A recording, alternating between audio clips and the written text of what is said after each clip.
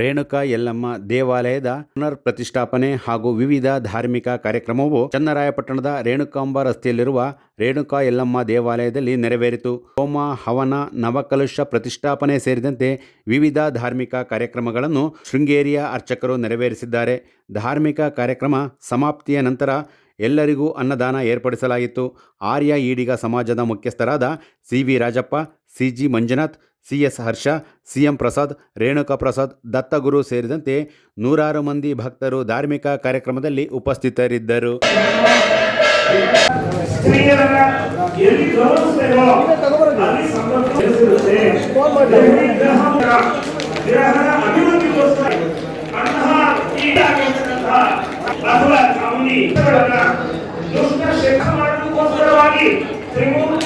ಬ್ರಹ್ಮ ವಿಷ್ಣು ನಿಶುದ್ಧವಾಗಿ ಸರ್ವ ದುಷ್ಟರನ್ನ ಸಂಹಾರ ಮಾಡಿ ಲೋಕಕ್ಕೆ ಹಾಗೆ ಆಗಿರತಕ್ಕಂತಹ ಮುಖ್ಯ ಪರಿಹಾರವಾಗಿ ದ್ವೇಷಾಯುಗಳು ಹೋಗಿ ಶಾಂತಿ ಸುಖ ಪ್ರಾಪ್ತಿ ಆಗಲು ಸಂದಾಯವಾಗಿರತಕ್ಕಂತಹ ಮಾಡಿ ಅಂದಿನ ದಿನ ಧಾರ್ಮಿಕ ಧರ್ಮಕ್ಕಾಗಿ ಪ್ರವರ್ತಕರಾದಂತಹ ಇವರೀಗ ಪ್ರತಿಷ್ಠಾಪಿಸಲ್ಪಟ್ಟಂತಹ ಈ ದೇವಾಲಯಕ್ಕೆ ಈಗ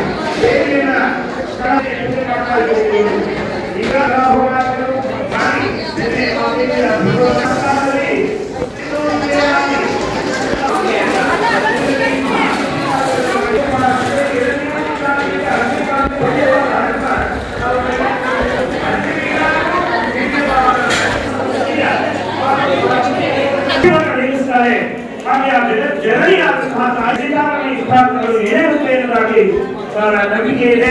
ದಿವ್ಯವಾದ ಹೋಮವನ್ನು ಏರ್ಪಾಡು ಮಾಡಿದಂತಹ ಈಗ ಪೂರ್ಣಾಹುತಿ ಆಗ್ತದೆ. ಪೂರ್ಣಾಹುತಿಯ ನಂತರ ಕಲಶದ ನೀರನ್ನ ಕಲಶಕ್ಕೆ ಕುಂಭಾಭಿಷೇಕವನ್ನ ಮಾಡಲಾಗ್ತದೆ. ಅದಕ್ಕೆ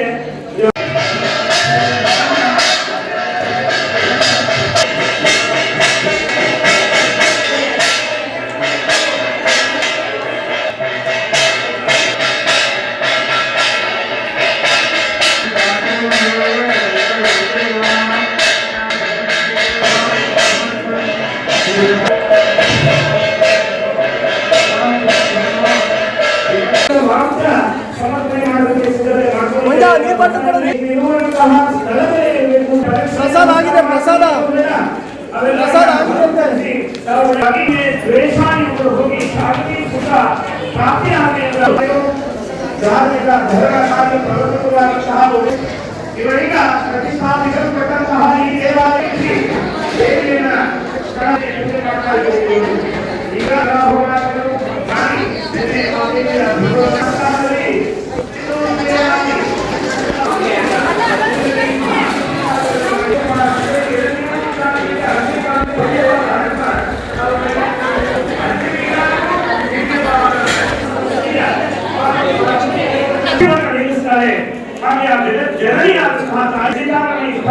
ಏನುತ್ತೇನದಾಗಿ ನಂಬಿಕೆ ಇದೆ. ದಿವ್ಯವಾದ ಹೋಮವನ್ನು ಏರ್ಪಾಡು ಮಾಡಿದಂತಹ ಈಗ ಪೂರ್ಣಾಹುತಿ ಆಗ್ತದೆ. ಪೂರ್ಣಾಹುತಿಯ ನಂತರ ಕಲಶದ ನೀರನ್ನ ಕುಂಭಾಭಿಷೇಕ